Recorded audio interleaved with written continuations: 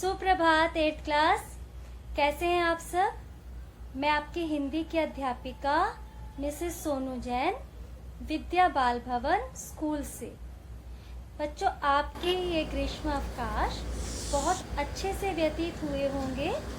आपका स्वास्थ्य भी एकदम बढ़िया होगा। आपने अपनी सफाई का, अपने आसपास की सफाई का और अपनी पढ़ाई का पूरा ध्यान रखा होगा, मुझे पूरी आशा है।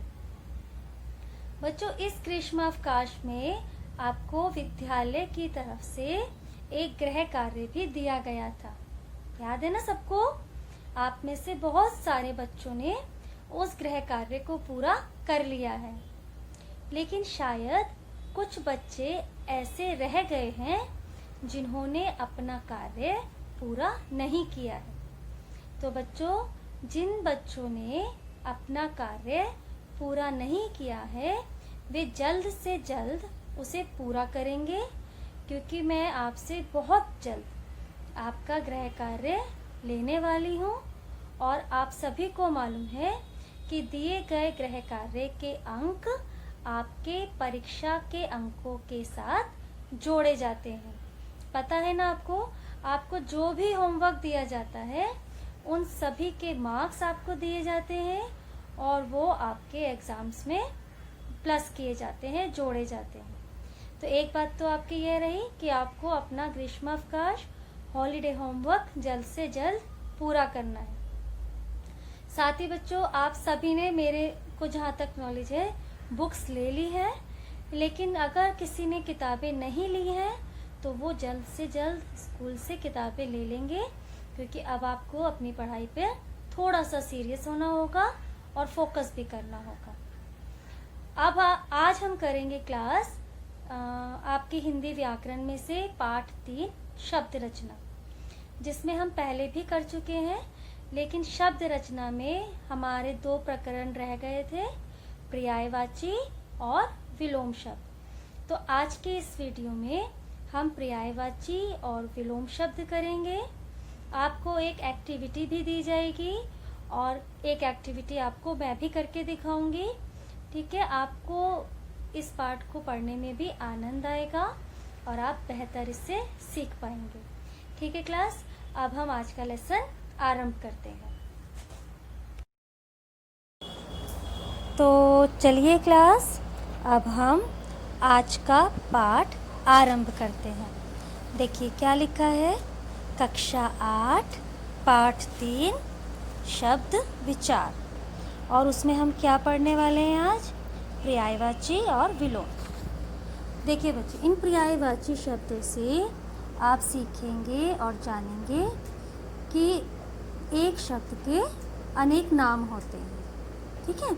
और विलोम शब्द का अध्ययन करके भी आपको पता चलेगा कि आपकी तार्किक शक्ति, यानी कि सोचने और समझने की शक्ति का भी विकास होगा। ठीक है? तो पर्यायवाची से आप एक शब्द के अनेक नाम जानेंगे और विलोम शब्दों का अध्ययन करके आपकी तार्किक, यानी कि बौद्धिक शक्ति का विकास होगा। ठीक है क्लास? अब मैं पर्यायवाची आरंभ करती हूँ। देखिए, पर्यायवाची किसे कहते हैं? समान अर्थ प्रकट करने वाले शब्दों को पर्यायवाची या समानार्थी शब्द कहते हैं। देखिए यहाँ पे जैसे चित्र दिया गया है, पक्षी, पुष्प, पहाड़। पक्षी का क्या है? खग, चिड़िया, द्विज, विहग, नभचर। पुष्प, फूल, सुमन, प्रसून, कुसुम, मंजरी। पहाड़, पर्वत, गिरी, अचल, शैल, भूधर। बच्चों, पर्यायवाची को आप इस प्रकार और समझ सकते हैं कि एक व्यक्ति के अनेक नाम होते हैं, लेकिन वो होता तो एक ही है। मान लीजिए आपका घर का नाम गोलू है, स्कूल का शंकर है, आपके मोहल्ले वाले आपको बाबू कहते हैं, आपके दोस्त आपको कुछ और कहते हैं, पर वो सब किसके लिए कह रहे हैं? आपके लिए कह रहे हैं। इट मीन्स एक आप है और आपके नाम अलग है। इसलिए पर्यायवाची भी एक चीज़ है, लेकिन उसके नाम अलग होते हैं। लेकिन फिर भी इनके नामों में कुछ सूक्ष्म अंतर होते हैं। सूक्ष्म अंतर मतलब जब हम इनका वाक्य में प्रयोग करते हैं तो हमें उसमें सावधानी रखनी चाहिए, क्योंकि सभी जगह पर्यायवाची शब्दों के अर्थ ठीक नहीं बैठते हैं। मान लीजिए कहीं आप तत्सम जहाँ संस्कृत शब्दों का प्रयोग कर रहे हैं और आप बीच में उसमें हिंदी शब्दों का पर्याय ले आते हैं तो वो गलत बैठता है। कई बार वाक्य का भाव वो नहीं होता है जो आप पर्याय उसका दे रहे हैं। अतः पर्यायवाची के प्रयोग करते समय हमें पूरी सावधानी रखनी चाहिए। ठीक है, अब मैं आपको कुछ पर्यायवाची शब्द पढ़ाने जा रही हूँ, इन्हें हम ध्यान से पढ़ेंगे। देखिए, अंग, अंग का है हिस्सा, भाग, अंश। अंग यानी कि किसी हमारे, जैसे हम शरीर का अंग बोलते हैं तो उसका क्या निकला, क्या पर्याय निकले? हिस्सा, भाग, अंश। इसी प्रकार से अंधकार, तिमिर, अंधेरा और तम। फिर है आग, आग का क्या निकलता है? अग्नि, अनल, पावक, ज्वाला, वहनी, हुताश। तो देखा आपने, पर्यायवाची शब्द क्या होते हैं? समान अर्थ प्रकट करने वाले शब्दों को पर्यायवाची या समानार्थी कहते हैं। अब हम पर्यायवाची शब्द पढ़ने जा रहे हैं। अभी आपने अंग का, अंधकार और आग के पर्याय पढ़े, तो हम ये भी मैंने आपको बताया कि वाक्यों में पर्याय शब्दों का, पर्यायवाची शब्दों का हमें बहुत ध्यानपूर्वक प्रयोग करना चाहिए। ठीक है, अब आप देखिए, मैं आपको आगे करवाती हूँ। उससे पहले आप मुझे एक बार बता दीजिए, बिना देखे बता दीजिए कि प्रसून किसका पर्यायवाची है? सोचा आपने? फूल का। चलिए, अब मैं आपको आगे पढ़ाती हूँ। अध्यापक, अध्यापक का क्या है? गुरु, शिक्षक, आचार्य। असुर, तमीचर, दनुज, दानव, दैत्य, निशाचर, राक्षस। अमृत, पीयूष, सोम, सुधा, अमी, अमीय। अनुपम, अद्वितीय, अनोखा, अपूर्व, अद्भुत, निराला। अनूठा, अतुल। अश्व का पढ़िए जरा, आप मेरे साथ बोल रहे हैं ना क्लास? घोड़ा, तुरंग, हाय, वाजी, घोटक, सैंधव। अब है अज्ञान, अविद्या, अविवेक, जड़, मूर्ख। अतिथि, अभ्यागत, आगंतुक, पाहुना, मेहमान। अधम, तुच्छ। अधम, अधम का क्या है? तुच्छ, निकृष्ट, नीच, पतित। अधिक का क्या है?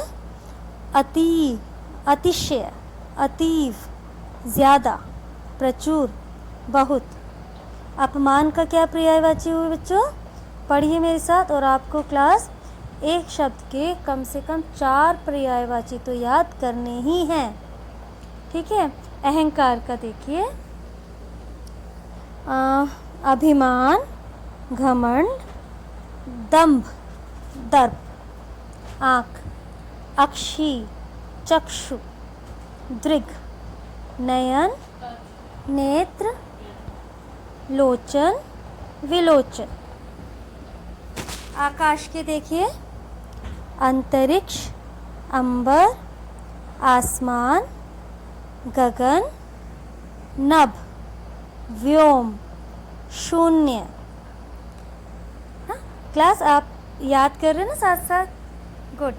अब देखिए, आम का, अमृत फल, आम्र, रसाल। आयु के देखिए, अवस्था, उम्र, जीवन काल, वय। अब आप देखिए क्लास, इच्छा का देखिए। इच्छा के क्या क्या है? अभिलाषा, आकांक्षा, मनोरथ, लालसा, कामना, चाह। ईश्वर, ईश, भगवान, परमात्मा। ठीक है क्लास, मैं आपके सामने इसलिए पढ़ रही हूँ ताकि आप मेरे साथ इन्हें पढ़ें। अकेले में तो आप पढ़ेंगे ही नहीं, है ना? तो आप मेरे साथ पढ़ते भी जाइए और इन्हें याद भी करते जाइए। देखिए, उद्देश्य का पढ़ते हैं। उद्देश्य का पढ़ते हैं क्लास। देखिए क्या है? अभिप्राय, आशय, तात्पर्य, मतलब, लक्ष्य। कृष्ण का पढ़ते हैं। अच्छा, पहले उद्यान का पढ़ते हैं। बाग, बगीचा। अब कृष्ण का पढ़ते हैं। श्याम, घनश्याम, कान्हा, केशव, माधव, वासुदेव, गोपाल। ठीक है, इस प्रकार आपने पर्यायवाची पढ़े। अब आप सामने देख रहे हैं क्लास, मैंने एक एक्टिविटी आपके सामने रखी हुई है जिसमें लिखा हुआ है पर्यायवाची झरोखा। इसमें क्या होगा? इसमें आपको देखिए, यहाँ पे जो सूर्य के पर्यायवाची लिख के दिए गए हैं, इसी प्रकार से आपको भी बनाना है। यहाँ पे सूर्य के पर्यायवाची भास्कर, दिनकर, और देखिए एक एनवलप बनाया गया है, उसको सजाया भी गया है और डेकोरेटिव वे में पर्यायवाची चित्रों के साथ दिखाए गए हैं। तो आपको भी ऐसी ही एक एक्टिविटी दी जा रही है जिसे आप सबको करके स्कूल ऐप पर अपलोड भी करनी है। ठीक है, समझ में आ गई आपको कैसे करना है? पर्यायवाची झरोखा लिखना है आपको, और कोई 3, एक तो आपका ये बाहर हो गया, और 2 कार्ड्स आप इसके अंदर रखिए जो पर्यायवाची के, जिसमें एक शब्द होगा और 4 या 5 उसके पर्यायवाची होंगे। ठीक है, समझ में आ गया? अभी आपने सब पर्यायवाची पढ़े और उनसे संबंधित एक गतिविधि करने के लिए मैंने आपको दिखाया है। आप सभी बच्चों को उसी प्रकार या उससे भी और अधिक अच्छे और प्रभावी ढंग से पर्यायवाची की गतिविधि पूर्ण करनी है। आप सभी को मालूम है, जितनी भी गतिविधियां, एक्टिविटीज आपको दी जाती हैं, उन सब के मार्क्स आपके ऐड होते हैं। सबको मालूम है। अब मैं आरंभ करने जा रही हूँ विलोम शब्द। तो विलोम शब्द आरंभ करने से पहले मैंने एक छोटा सा चित्रात्मक गतिविधि तैयार करी है, उसे आप देख लीजिए और अच्छे से अच्छे करने का हर चीज को प्रयास कीजिए। देखिए, जैसे यहाँ पर चित्र बनाए हैं, विलोम शब्दों के मैंने चित्र बना दिए हैं। ये क्या है? आसमान। आसमान का विलोम क्या है? पाताल। आकाश, पाताल। ठीक है, उसके बाद है बच्चों, यहाँ पे देखिए, राजा, रंक। राजा कौन होते हैं? पता ही है। और रंक किसे कहते हैं? बिल्कुल, जो गरीब है। तो राजा का विलोम क्या हुआ? रंक। उसके बाद आता है बच्चों पूर्णिमा। पूर्णिमा का दिन क्या होता है? चांद पूरा आता है आकाश में। पूर्णिमा का विलोम क्या होता है? अमावस्या। अमावस्या के दिन क्या होता है? आकाश में चांद नहीं होता, दिखाई देता है। फिर आता है भारी। भारी यानी कि वजनी, और वजनी का विलोम क्या होगा? हल्का। ये कुछ विलोम शब्द थे और मैंने आपके लिए फ्लैश कार्ड्स भी बनाए हैं। यहाँ देखिए फ्लैश कार्ड्स, इसमें तो दिखाए भी, देखिए कुछ आपके लिए फ्लैश कार्ड्स भी बनाए हैं। जैसे ये वाला देखिए, धनी। धनी का विलोम होगा निर्धन। धनी यानी कि बहुत पैसे वाला, और निर्धन गरीब। ठीक है, अगला है एक वचन। एक वचन यानी कि एक चीज, और बहुवचन बहुत सारी। ठीक है, फिर बनाया है मैंने शिष्ट और अशिष्ट का। शिष्ट का क्या मतलब हुआ? सभ्य, और अशिष्ट असभ्य, जिसमें संस्कार या सदाचार नहीं है। उसके बाद है अनुज और अग्रज। अनुज का अर्थ क्या होता है क्लास? छोटा, और अग्रज का अर्थ क्या होता है? बड़ा। फिर है आजादी और गुलामी। आजादी यानी स्वतंत्रता और गुलामी परतंत्रता। उसके बाद मैंने बनाया है अल्प। अल्प का विलोम क्या होगा? प्रचुर। अल्प का अर्थ होता है कम मात्रा में, और प्रचुर का अर्थ क्या होता है? अधिक मात्रा में। ठीक है, तो अल्प और प्रचुर। इस प्रकार से बच्चों आपके लिए विलोम शब्द मैंने थोड़े से तैयार करे थे। अब मैं आपको विस्तृत रूप से पाठ के माध्यम से विलोम शब्द सिखाती हूँ और उसे आप याद भी करेंगे। ठीक है क्लास?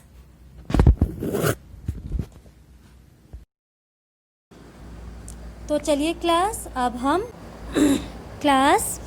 हम करने जा रहे हैं विलोम या विपरीतार्थक शब्द। देखिए क्या होते हैं विलोम शब्द?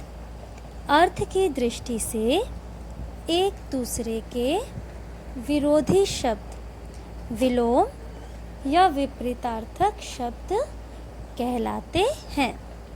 इन्हें हम उल्टे अर्थ वाले शब्द भी कहते हैं। तो विलोम शब्द क्या हुए?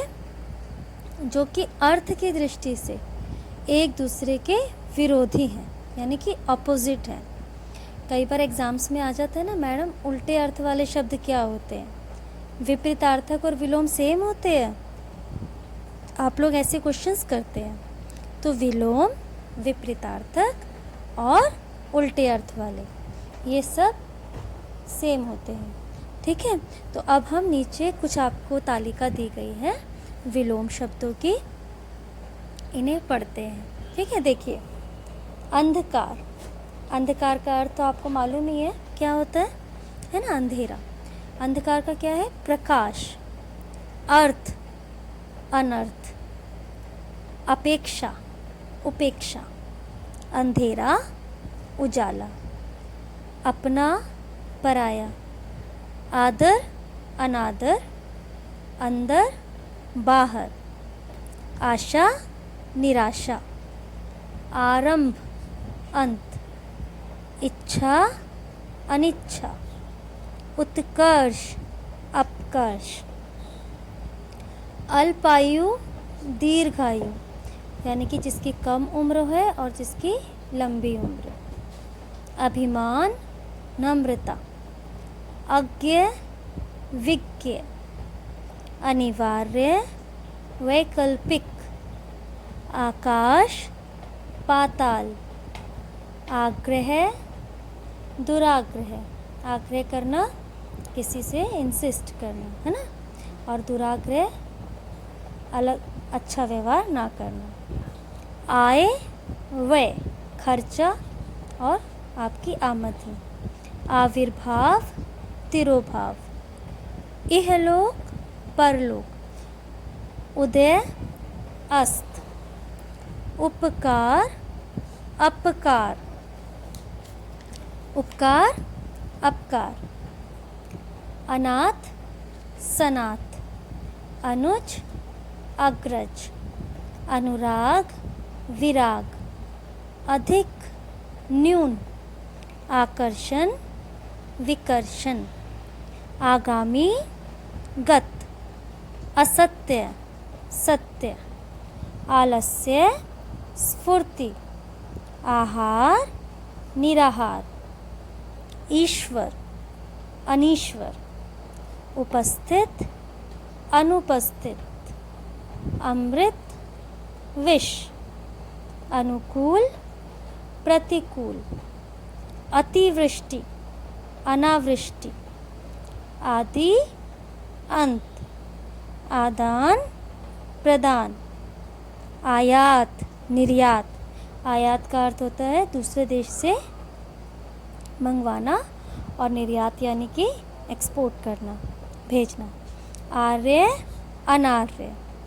आवाहन, विसर्जन, आवाहन, जैसे देवताओं का आवाहन किया जाता है ना यज्ञ वगैरह में, और फिर विसर्जन भी करा जाता है मूर्तियों का। उचित, अनुचित, उधार, नकद, उपयोग, अनुपयोग। क्लास ये मैंने आपकी बुक से अभी कुछ विलोम शब्द पढ़े हैं। आपको भी इन विलोम शब्दों को केवल पढ़ना ही नहीं, इन्हें आपको याद भी करना है और आपको इनके अर्थ भी समझ में आने चाहिए। ठीक है, जैसे मैंने बताया अपेक्षा, किसी से आशा करना। उपेक्षा यानी कि किसी को इग्नोर कर देना। ठीक है, और जैसे यहाँ पे और भी देखिए, और विलोम शब्द करवाती हूँ आपको, तब और अच्छे से समझ में आ जाएगा। आपकी बुक में तो बहुत सारे दिए हुए हैं बच्चों। लोभ, संतोष। लोभ यानी कि लालच करना, और संतोष यानी कि अपने में जितना हमारे पास है उसमें ही संतुष्टि कर लेना। वरदान, अभिशाप। वरदान जैसे ईश्वर से कोई अच्छी चीज़ मिलना, अभिशाप उसी का विलोम, बुरा है ना। शकुन, अपशकुन, अच्छा या बुरा मानना, जो भी होते हैं। शुभ, अशुभ, स्वाधीन, पराधीन। स्वाधीन यानी कि आज़ाद, और पराधीन दूसरे के अधीन। सामीश, निरामीष। संक्षेप, विस्तार। हर्ष, शोक। विकल्प, संकल्प। विधि, निषेध। विधि अर्थात कानून के अनुसार या नियमों के अनुसार, और निषेध अर्थात मना कर देना। विरोध, समर्थन। किसी चीज़ का मना करना या उसको समर्थन देना कि हाँ वह सही है। शिव, अशिव। शीत, उष्ण। शीत क्या है? सर्दी, और उष्ण गर्मी। सरस, नीरस। सरस यानी कि रस के साथ अच्छा, और नीरस यानी कि कोई उसमें स्वाद नहीं, कोई उसमें उमंग नहीं, बेकार। सुगंध, दुर्गंध। सुख, दुख। हास्य, रुदन। वक्र, ऋजु। शुद्ध, अशुद्ध। वादी, प्रतिवादी। शयन, जागरण। शिष्ट, अशिष्ट। सजीव, निर्जीव। सुर, असुर। सूक्ष्म, स्थूल। हित, अहित। विपन्न, संपन्न। विजय, पराजय। वृद्धि, क्षय। शुष्क, आर्द्र। सुपुत्र, कुपुत्र। सगुण, निर्गुण। सौभाग्य, दुर्भाग्य। सक्रिय, निष्क्रिय। ह्रस्व और दीर्घ। तो ये विलोम शब्द खत्म हुए बच्चों। अब आपको मिलता है आपका गृह कार्य। आपके गृह कार्य में हमने दिया है आपको, आपकी बुक में जो पेज नंबर 28 है बच्चों, इसका क्वेश्चन नंबर 2, उचित पर्यायवाची को रेखांकित कीजिए। इसमें आपको एक वर्ड दिया है और उसके सामने 4 ऑप्शन दिए गए हैं। उसमें से आपको ठीक ऑप्शन पर टिक लगाना है, और ये काम आपको अपनी बुक में ही करना है, यानी कि ये बुक में ही करना है, इसे किसी कॉपी में आप नहीं करेंगे। दूसरा है पेज नंबर 31 यानी कि 31 पर प्रश्न नंबर 3। ये भी इसी तरीके का है कि आपको एक शब्द दिया गया है और उसके सामने 4 ऑप्शन दे दिए गए हैं। सही ऑप्शन पर आपको टिक लगाना है, और यह भी आपको अपनी बुक में ही करना है। ठीक है, पेज नंबर 28 और 31 दोनों ही आपको अपनी बुक में कंप्लीट करने हैं। साथ ही आपको पर्यायवाची और विलोम याद करने हैं। जो आपको गतिविधि दी गई है पर्यायवाची की, उसे आपको स्कूल ऐप पर अपलोड भी करना है। आपके हर गृह कार्य के आपको अंक दिए जाते हैं। इस बात का आप ध्यान दीजिए। आपके नाम मेंशन होते हैं, उसके आगे टिक लगाया जाता है कि आपने होमवर्क किया है या नहीं किया है। इसीलिए कोई भी स्टूडेंट यह नहीं सोचेगा कि यदि मैंने होमवर्क गृह कार्य पूरा करके नहीं दिया तो मैम को नहीं मालूम पड़ेगा। आपको सभी को जो भी काम दिया जा रहा है उसे आपको पूरा करना है। और बच्चों, एक बात और, जिन स्टूडेंट्स ने अभी तक बुक्स नहीं ली हैं वो प्लीज़ जाके ले लीजिए, ताकि आपकी पढ़ाई में किसी भी तरीके की रुकावट ना आ पाए। ठीक है? और आपको फिर से मैं समझा रही हूँ, घर में रहना है, हेल्दी रहना है और अपनी पढ़ाई पे भी ध्यान देना है। Have a nice day class.